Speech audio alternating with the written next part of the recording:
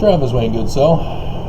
Last night, as I went to bed, I did a note to check for the rainfall in St. George in 1899. If you don't know why, it's because of the windows of heaven. Lorenzo Snow is famously in that BYU video, which was approved by the church, which if you bought the DVD edition has an extra 20 minutes or so. The main push of the movie is that paying your tithing helps your crops. So yes, fully useful for today's Mormon, right? We all have crops that we have our own businesses to run, don't we? Yeah, no. But apparently there was 1.8 rainfall that year, and sure enough, there was rain after the Mormons began paying tithing. Now the reason why the video says is because the Mormons were disobedient and they were robbing God. The truth was that they were deep in debt from the Edmunds-Tucker Act. Yeah, Google search that if you dare. The church won't tell us about the Edmunds-Tucker Act.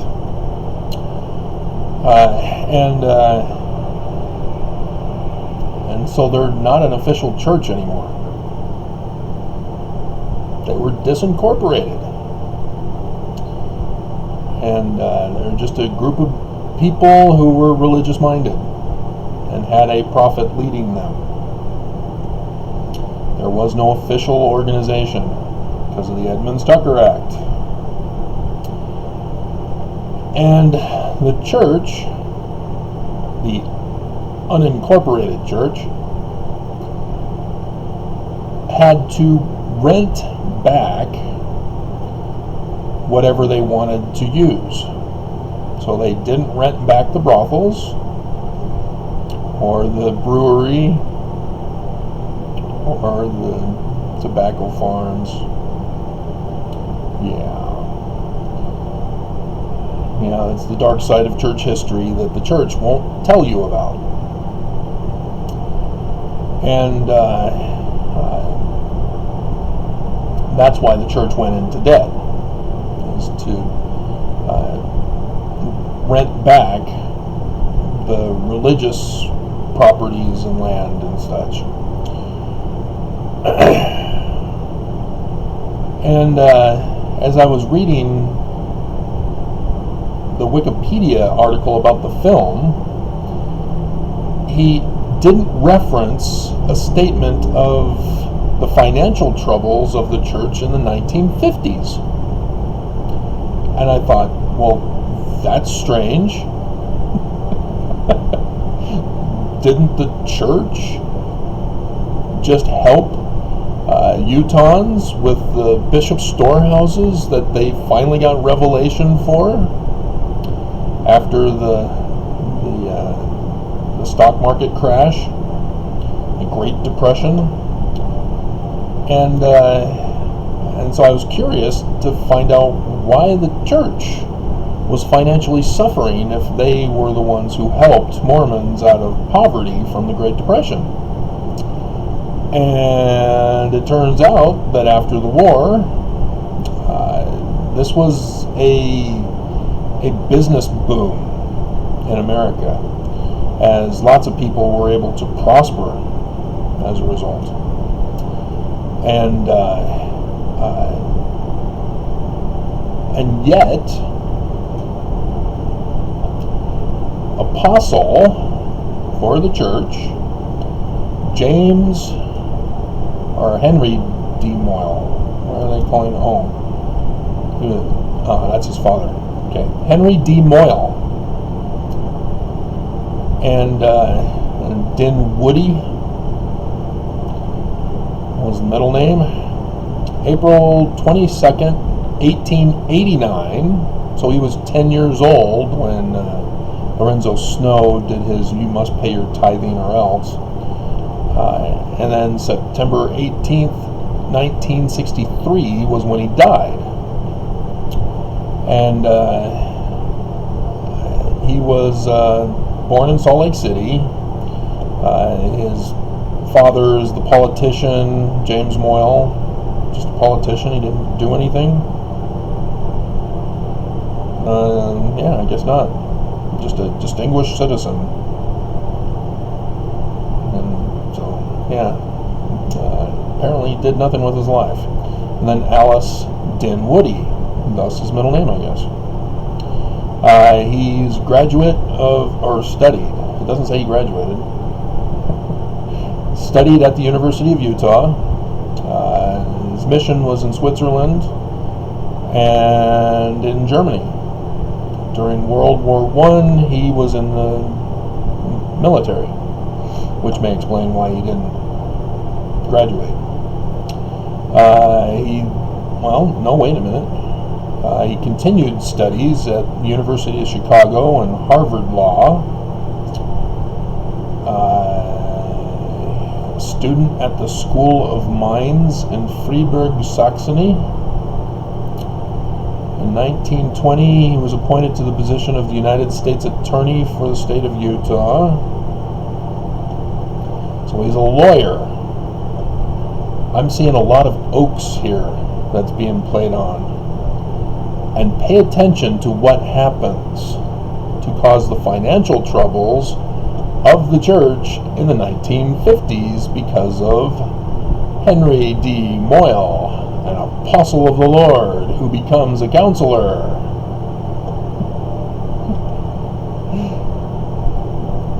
Let's see.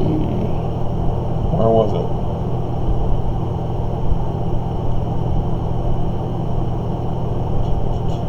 Oh, I have to go back to the other thing.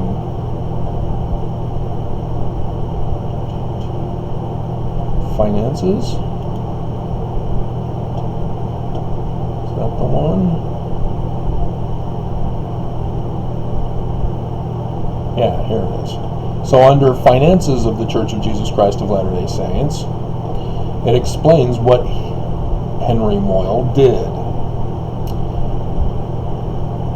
He did a building spending spree. He was trying to invest in the church's future by building lavish, big buildings. And his thinking was that it would attract more converts to the church. And so the church had gotten out of debt. I'm seeing this right here. By the time Lorenzo Snow became church president in 1898, it was $2.3 million in debt. And so the tithing by 1907 pulled the church out of debt.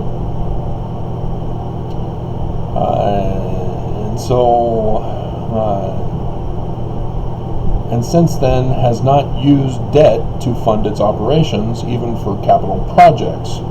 An earlier pioneer venture, the LDS Church, ZCMI, 1868, ZCMI Center Mall in 2007. During the late 1850s and early 1960s, the church greatly increased spending on buildings and under the leadership of Henry Moyle, the apostle. Moyle's reasoning was that by building larger meeting houses, the church would attract more converts. Yes, nothing says we're the true church by having great and spacious, lavish, expensive, decorated buildings as your Mormons are suffering in poverty. And I refer you to the Book of Mormon in case you are confused as to what I am referring to. The accelerated building program led to a $30 million deficit in 1962 as he was made a counselor during that time. He died in 63, remember. It was Moyle who convinced David O. McKay to discontinue publishing an annual financial statement. Guess what Oaks did too when Nelson took over? I am seeing history repeating itself here.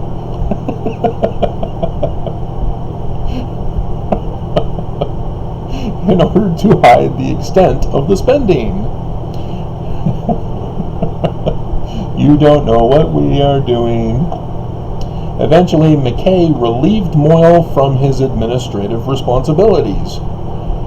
That means he was excommunicated, the way it's worded, but I didn't see that he was excommunicated. Apparently, he was just taken off that project, is what they really mean to say here.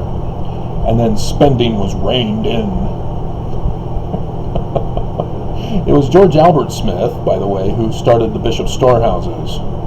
And he was short-lived, and apparently they decided not to do anything with them, to expand them in preparation, for the latter days, as Joseph told Pharaoh to do. So, yeah, I thought that was fascinating. 32 million deficit, as the church was only 2.3 million in debt, and had gotten out of that debt by 1907 with the protection racket of tithing. And then Henry D. Moyle was inspired by his spiritual witness to put the church into a $32 million deficit. But he did do the Deseret Cattle and Citrus Ranch. I believe it's in Florida, isn't it? Yep, Florida. And then Polynesian Cultural Center. Oh, they talk about the Edmunds-Tucker Act. Uh-oh. Stay away. Don't look at it.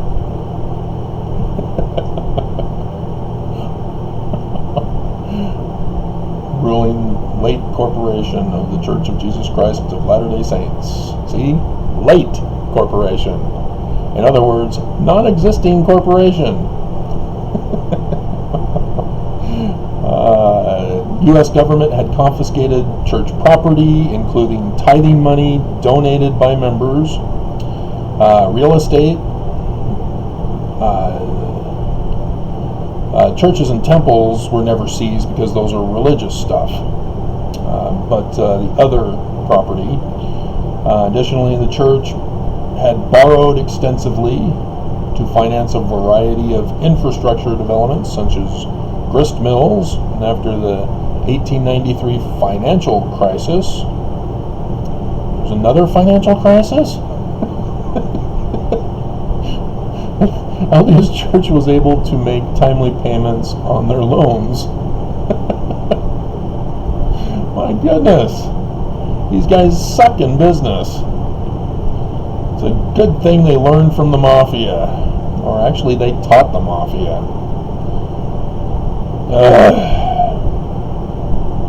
Because the mafia didn't start doing what the church was doing until the early 1900s.